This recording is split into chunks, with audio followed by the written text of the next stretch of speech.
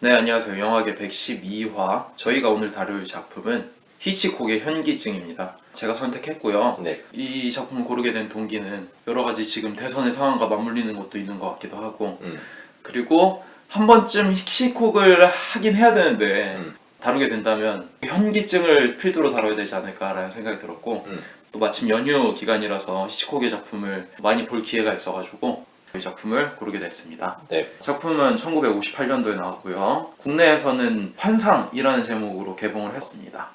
감독은 알프레드 히치콕, 각본에는 알렉 코페, 사무엘 A. 테일러, 촬영에는 로버트 벅스, 음악은 버나드 허먼, 미술은 헐 페이라, 헨리 범스테드, 의상은 에디 셀드, 편집은 조지 토마시니, 오프닝 타이틀은 소울 바스 디자이너입니다. 트리비아를 말씀드리자면 이 영화는 2012년 영국 영화연구소 BFI에서 뽑은 역대 최고 영화 1위에 올랐습니다. 네. 이 순위가 시민 케인을 누르고 1위가 됐기 때문에 굉장히 많은 파장이 일었죠. 이 배경을 설명을 해주고 싶은데 그 사이트 앤 사운드라고 하는 잡지가 있어요. 네. 이 잡지가 1952년에 창간 기념으로 매 10년마다 역대 영화 순위를 발표하고 있죠. 네. 근데 현기증은 처음부터 순위에 오른 건 아닙니다. 네. 82년도가 되어서야 그제서야 7위에 들게 됐어요. 그리고 나서 2012년이 되어서야 시민 케인을 누르고 1위가 된 거죠. 네. 그러니까 이 순위를 보고 이야기를 해볼 수 있을 법한 게 52년부터 영화평론가들이 정해놓은 순위라고 하는 것이 나이 든 세대들이 정해놓은 순위라는 거지. 그래서 아래 세대들은 계속 이게 그냥 1위구나 뭔지도 모르고 보지도 못했는데 52년도에 정한 걸 80년도에 볼 수가 없잖아. 구할 수가 없으니까 인터넷이 없으니까. 그래서 그냥 전설처럼 내려오는 작품들이었는데 이제 사람들이 작품을 보게 되고 세대가 교체되면서 결국 이제서야 시민 케인을 누르고 1위가 된 게 현기증이라고 볼 수 있는 거고, 재미있는 점이라고 할 수 있는 건 82년도에 선정된 다음에 현기증이 10위 안에 들었다는 소식 때문에 83년도에 재개봉을 합니다. 네. 그리고 나서 크게 흥행을 했죠.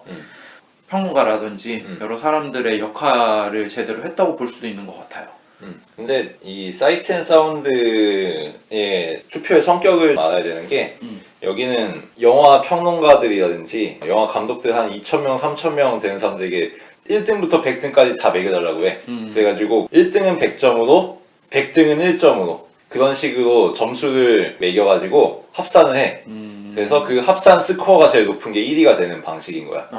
그러니까 일단은 평론가들끼리 모여가지고 토론을 해서 합의를 봐가지고 순위를 매긴 게 아니라 그냥 설문을 해서 많은 사람들에게 지지를 받은 보다 많은 사람들에게 점수를 딴 그런 영화가 상위 랭크로 올라간다고 볼 수 있고, 현기증이 1위라는 거는 물론 현기증이 좋은 영화라는 뜻이기도 하지만 그거보다도 본질적으로는 현대 영화 평론가들에게 잘 먹힌 영화라고 볼 수 있는 거지. 그걸 생각해본 게 한 20년, 30년 지나면은 분명히 또 1위 순위는 바뀌겠구나. 그런 생각이 들어가지고 한번 얘기를 해볼 법했습니다. 네.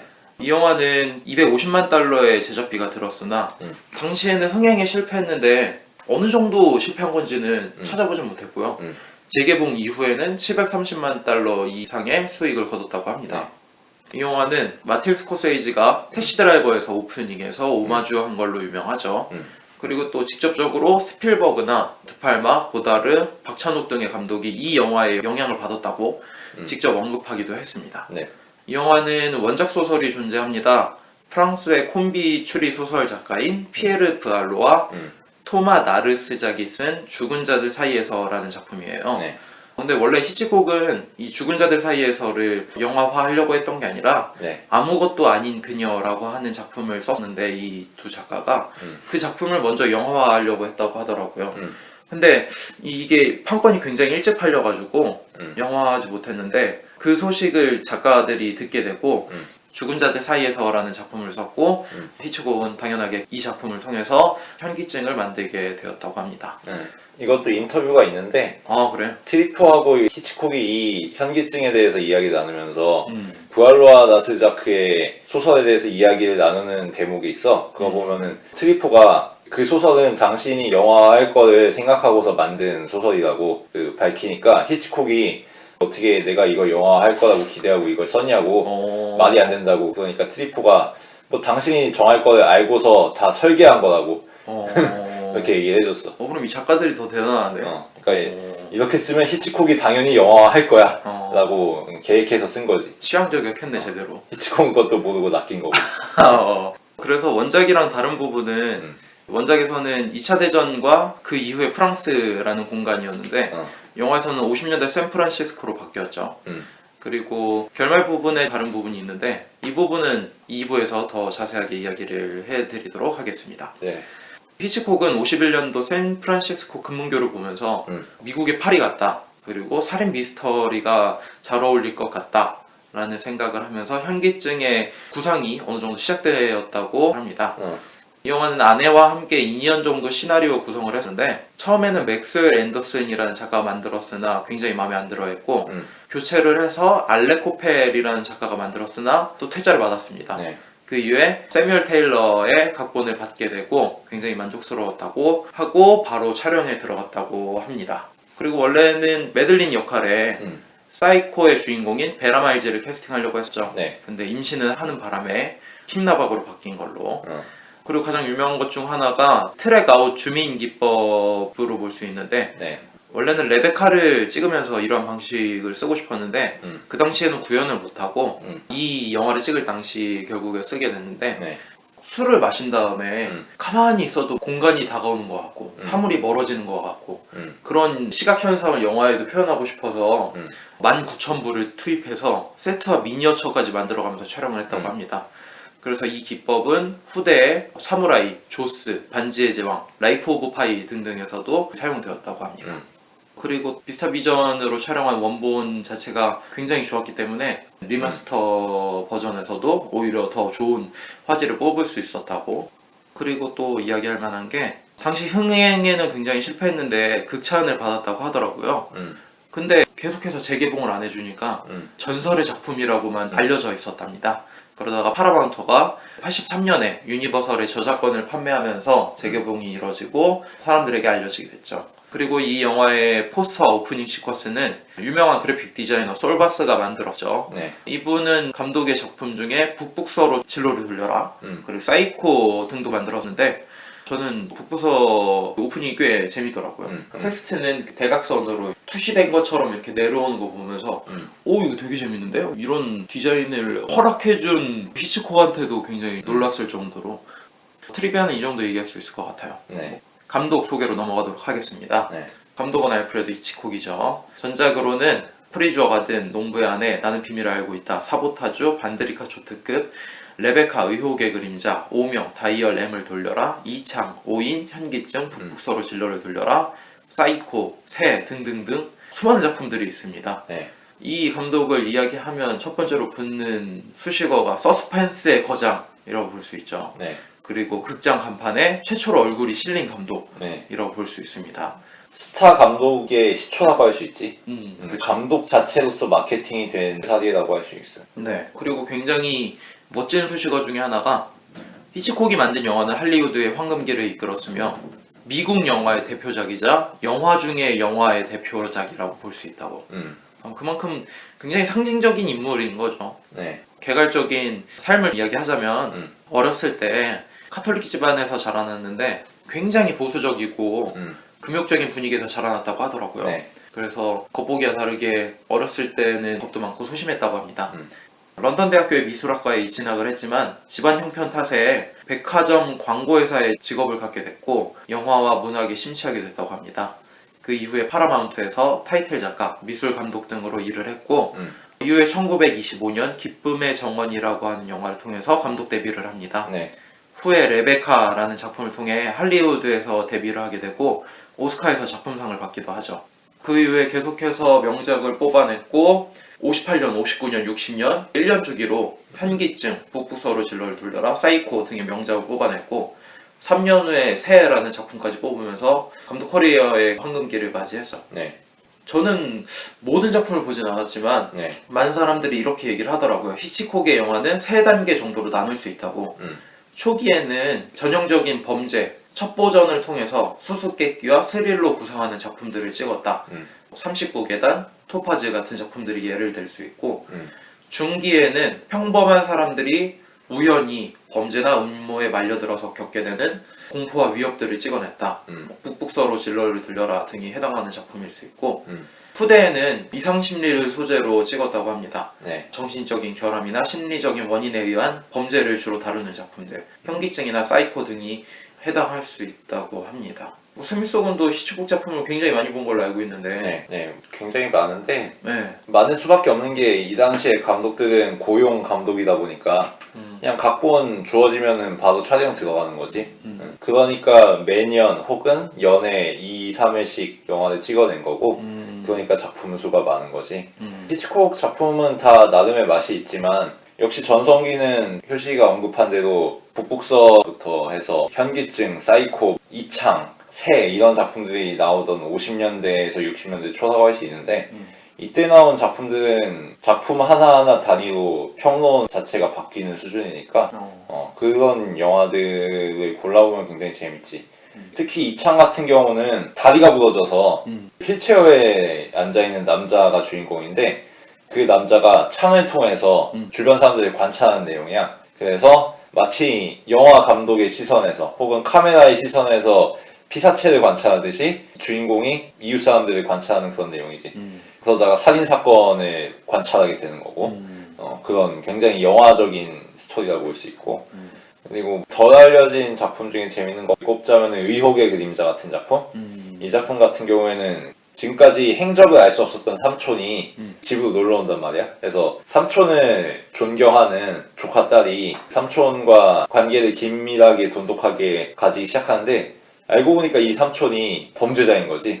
그래서 조카하고 삼촌 사이에서, 그러니까 장년 남성과 사춘기 소녀 사이에서 긴장과 갈등이 발생하는 그런 것을 히치콕답게 조명과 구도를 굉장히 잘 활용해서 대비를 시켰고 기억에 많이 남는 작품이라고 할 수 있어. 뭐 다 소개하면 너무 기니까 뭐 이 정도로 정리하고 네. 히치콕이 평가가 높은 거는 네. 정치적인 이유도 있지. 그래? 이 히치콕의 위상이 올라간 계기는 결국 트리포와의 인터뷰라고 볼 수 있는데 트리포가 왜 히치콕을 인터뷰했냐면은 자기 이론의 사례로서 제시하기 위해서 인터뷰를 한 거거든.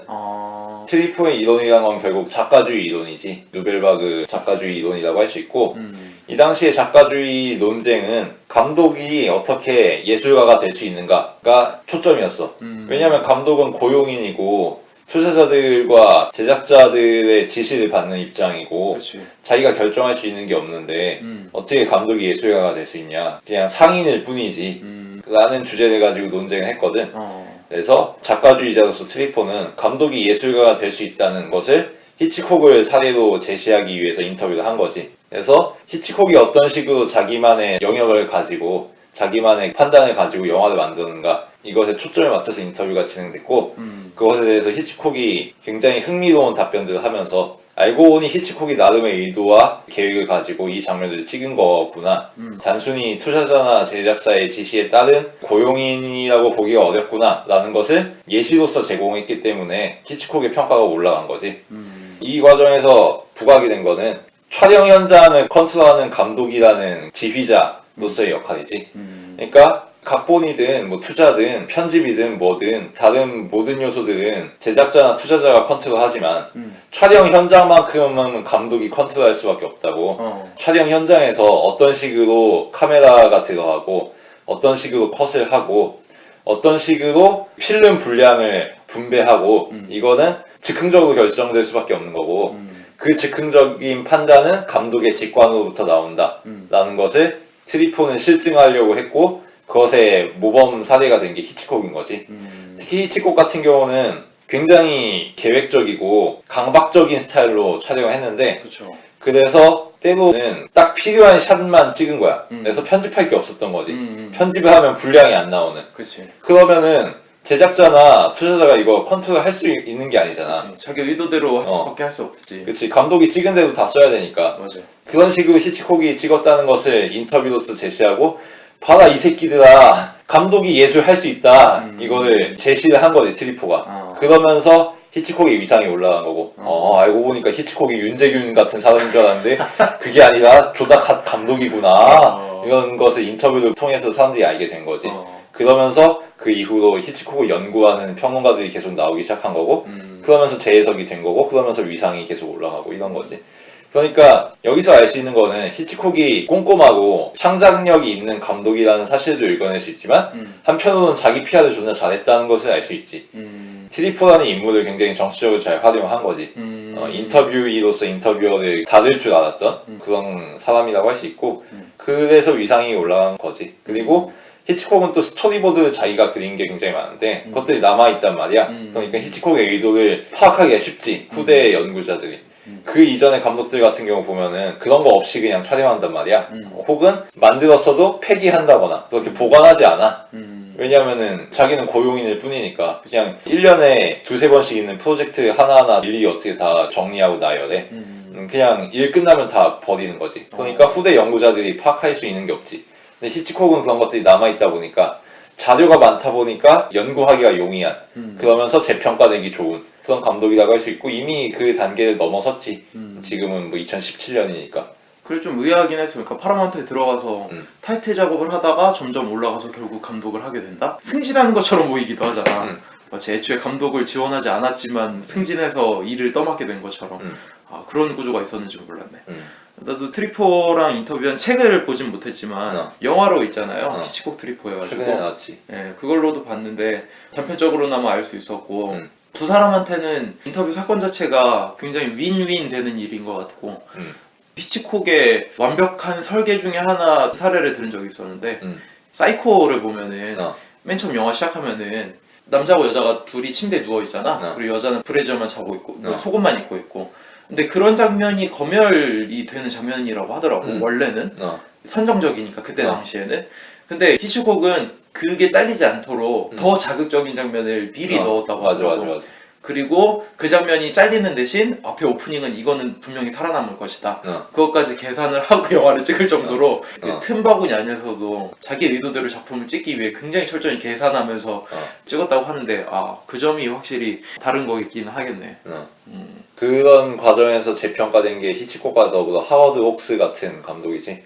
그래서 누벨바그 세대를 히치콕 혹스 세대라고 부르기도 하고. 감독의 또 다른 이야기를 좀 해보자면 아카데미에서 감독상을 한 번도 못 받았어요. 그래가지고 후에 공로상을 주게 되는데 공로상을 받고 수상 소감으로 땡큐 이러고 그냥 들어갔다고. 굉장히 시크하게. 그리고 최근에는 새 주인공이었던 티피 헤드렌이 히치콕한테 성추행을 당했다는 기사가 뜨기도 했습니다. 이게 뭐 어떻게 된 건지 잘 모르겠지만 그렇다고 합니다. 뭐 히치콕이라면 능히 그럴 수 있다라고 다들 넘기는 분위기. 네. 히치콕 트리포 영화 보면서 재밌었던 것 중에 하나가 히치콕 이제 서스펜스의 거장이다 보니까 그 서스펜스에 대한 개념을 설명하는데 전화 교환원이 전화를 받게 되면서 전화 내용을 듣게 되잖아.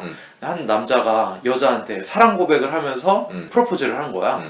근데 여자가 그 이야기를 듣고 아 지금 바쁘니까 잠깐 후에 전화를 하겠다 뭐 이런 식으로 해서 전화를 잠깐 끄는 거지.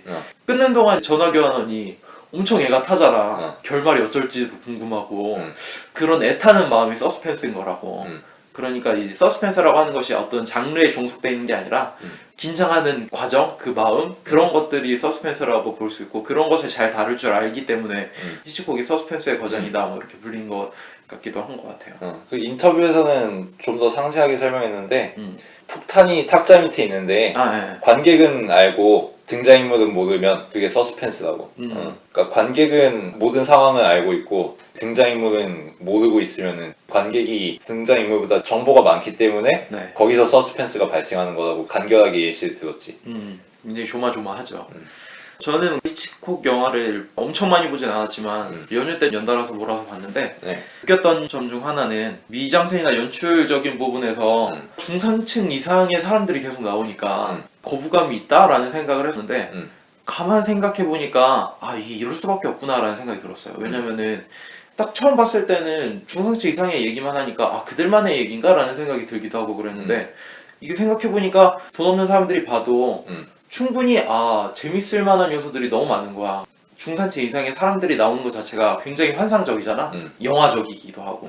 그리고 레베카 같은 경우 보면은 정말 카인이 어떻게 결혼해가지고 그 가운데서 적응해서 안달 못하는 그런 상황이기도 하잖아. 그런 거 볼 때는 아 내가 생각했던 편견이랑 굉장히 다르네라는 생각이 들기도 했고 그리고 화면 자체가 옛날 영화니까 편견이 씌워질 수밖에 없었는데 새하고 현기증을 보노라면은 아 아 이건 그냥 뭐 올텐 넘버원인데 라는 생각이 들더라고. 새 같은 경우에는 사실 지금 보면 그래픽적 효과가 조금 조악한 부분이 있음에도 불구하고 어떤 표현을 하고 싶었는지가 적나라하게 보이니까 그게 굉장히 놀랍더라고. 영화 구성 자체도 굉장히 재밌었는데 현기증은 말할 나위 없이 내가 너무 외국적으로 재밌게 본 작품이라서 하여튼 다 보진 않았지만 모든 작품이 중간 이상은 하는 작품인 것 같아. 어떤 작품을 골라도 그치. 지금 작품보다 새로운 것도 오히려 많은 것 같기도 하고 영화전 기본기 자체가 그냥 말이 안 되니까 뭐라고 감히 평론하기가 좀 어렵구나라는 생각이 들기도 했어요. 히치콕은 사람이 물 마시는 장면도 무섭게 찍을 수 있는 감독이지. 물 하나 마시는데도 그 물속에 관객들만 알고 인물들이 모를 만한 사연을 담아놓으면서 뭐 우유잔을 사람 대가리만큼 크게 보이게 한다든가 혹은 뭐 냄비 뚜껑만한 총을 세트에 갖다 놔가지고 총을 굉장히 크게 보이는 것처럼 묘사를 한다든가 그러니까 소형 권총으로는 촬영상 크게 보이게 하기 어려우니까 존나 냄비장만한 총을 갖다 놔가지고 그걸 찍은 거지. 그러면서 관객에게 총이 커 보이게 하는 공포를 전달하는 뭐 그런 식으로 굉장히 재밌는 구석이 많지. 다음으로는 음악 감독인 버나드 허먼. 전작으로는 시민 케인, 제인 에어, 지구가 멈추는 날, 현기증, 북북서로 진리를 돌려라, 사이코, 새, 택시 드라이버 등이 있습니다. 네. 할리우드 영화 음악의 전설. 네.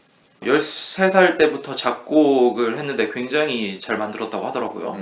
그 이후에 뉴욕 줄리어드 음대를 나왔고 22살에 오케스트라를 지휘합니다. 그 이후에 CBS에서 스카웃되어서 라디오 드라마, 다큐멘터리 음악 등을 만들었습니다. 네. 그러던 중에 오선 웰스의 라디오 프로그램에서 음악 담당자로 일을 하게 됐습니다. 이때 재밌는 에피소드가 있는데 할로윈 특집으로 라디오 드라마를 만들었어요. 우주 전쟁이라고. 예. 근데 음악을 맡았는데 이 드라마가 현실인 것처럼 뉴욕 시민들이 착각을 해서 소동을 일으키는 그런 사건이 사람들이 있었죠. 다 뛰어나가지고 도망갔다고. 네. 이걸 나중에 스필버그가 리메이크한 게 2005년에 나온 우주전쟁이지. 네. 탐 크루즈가 주연인. 네.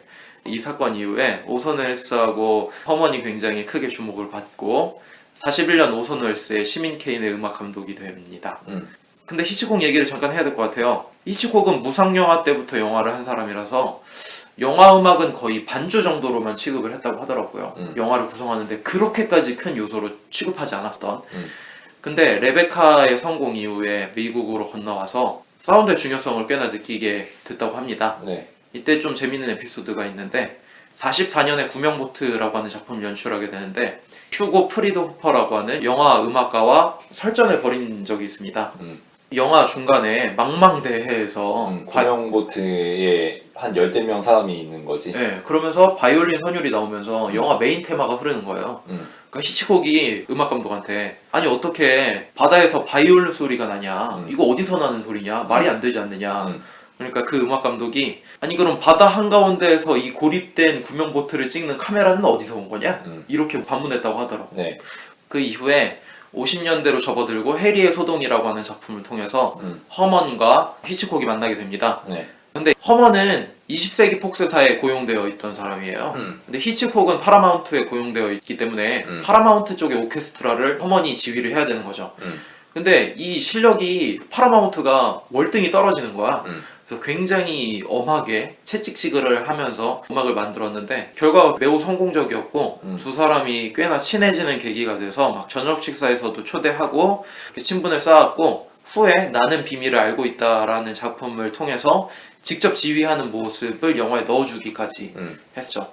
그 이후에 현기증으로 옵니다. 현기증은 히치콕 작품 중에서도 매우 특별한 작품이라고 볼 수 있는데 개인적인 이야기가 굉장히 많이 담겨져 있다고 알려져 있죠. 네. 그래서 앞에서도 계속 얘기한 것만큼 히치콕은 촬영 현장을 강박을 느끼면서까지 본인이 원하는 대로만 움직여야 되는데 현기증은 그렇지 않았다고 합니다. 준비하는 모든 과정을 허먼과 함께 했고 스코어를 써 내려가는데도 딱히 제한을 두지 않았다고. 그래서 버나드 허먼이 영화에 대해 더 깊이 이해를 하면서 만들 수 있었다고 합니다. 예를 들 수 있는 게 촬영 중간중간에 그 자동차 소음이 나면은 이 소음을 줄여야 될지도 모르겠다고. 왜냐면은 버나드 허먼이 어떤 음악을 할지 모르기 때문에 최대한 음악을 넣을 틈을 만들어줘야 된다 라고 얘기를 했고 또 어느 날은 버나드 허먼이 현장을 찾아서 이 장면에서는 이런 음악을 넣어야 될 것 같다라는 의견을 피력하니까 그러면은 이 장면은 당신의 음악이 들어가야 되니까 좀 더 길게 찍겠다 라는 식으로 작곡가의 의중을 살피기도 했고, 또 편집실에 들어와서 편집을 했는데 어떤 장면은 허먼이 이곳에는 음악을 넣어야 되는데 음악의 길이가 어느 정도 될지 가늠을 못하겠다. 그러니까 이 부분은 편집될 여지를 남겨두고 편집을 하도록 합시다. 뭐 이런 식으로 굉장히 많은 배려를 했다고 하고, 음악에 대해서 이 영화에 비중을 많이 두었다고 하더라고요. 네. 그렇게 해서 버나드 어먼이 오스티나토라고 하는 기법을 통해서 스코어를 완성했고, 현기증은 버나드 어먼 필모에서 굉장히 높은 취급받는 작품이 되기도 하고, 그 이후에 북북서로 진로를 돌려러까지 무난하게 잘 진행이 됐습니다. 근데 사이코부터 둘의 사이가 좀 틀어졌는데, 사이코를 찍으면서 의외로 히치콕이 굉장히 많은 난항을 겪었다고 하더라고요. 자기 집까지 담보로 맡을 정도로 굉장히 열성을 보였는데도 불구하고 이 영화를 가편집해서 본 관계자들은 굉장히 실망했다고. 그래서 이 작품이 극장에 걸릴지 어떻게 될지도 모를 정도로 관계자들이 굉장히 혹평을 했다는 거야. 그래서 허먼한테 도움을 청하죠. 이 영화를 좀 보면서 이 음악이라도 넣어서 살려내야만 한다. 근데 유일한 단서를 달았던 게 샤워에서 살해되는 장면 있잖아요. 그 장면만큼은 음악을 안 넣었으면 좋겠다.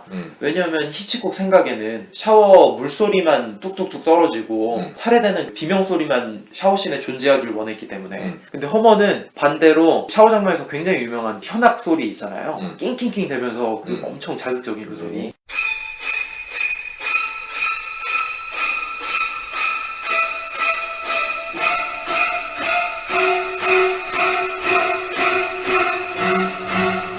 졸라 공포스러운 그 소리.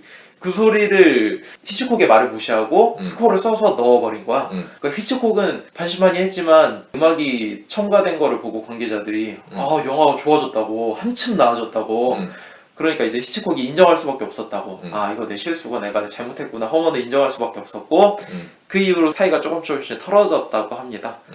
그래서 마지막에는 둘 사이가 소원했던 것도 있었고, 완이라고 하는 작품을 통해서 고용을 했지만 흥행에 실패했고, 그 이후에 찢어진 커튼이라는 작품의 영화를 했는데 자신이 원하는 분위기가 아니라고 히치콕이 대놓고 완벽하게 거절을 해버리고 새로운 작곡가를 들여와서 영화 음악을 만들면서 둘 사이가 완전히 틀어졌다고.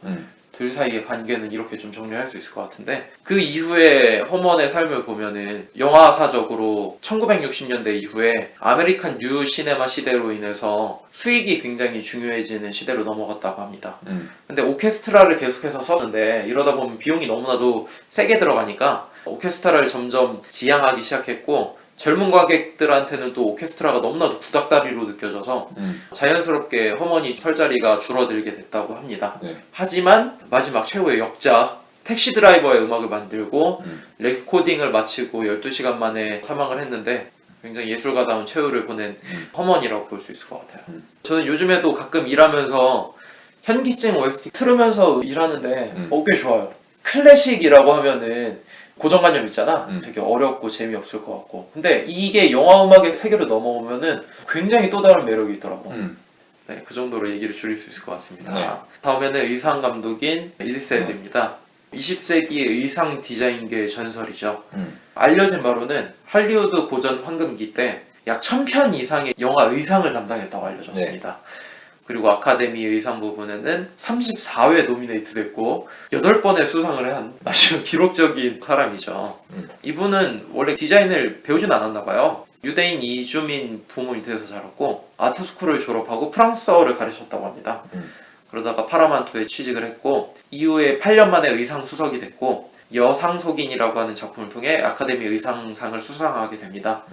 그리고 당대 수많은 여배우들의 의상을 담당하게 됐는데 몇 명 읊어드리자면 젊은이의 양지에서 엘리자베스 테일러, 선셋대로에서의 글로리아 스완슨, 이브의 모든 것의 베티 데이비스, 그리고 사브리나, 로마의 휴일, 티파니의 아침에서의 오드리 헵번의 의상을 맡았습니다. 근데 이렇게 보면 굉장히 화려한 여배우 의상만 잘할 것 같은데 해리의 공경 같은 작품에서는 디자인적인 부분에서 굉장히 많은 다운을 시켜가면서까지 영화에 걸맞는 의상 디자인을 할 줄 알았던 사람이라고. 뭐 히치콕이랑은 11작품을 협업했고 서로 굉장히 신뢰하는 사이였다고 하더라고요. 네.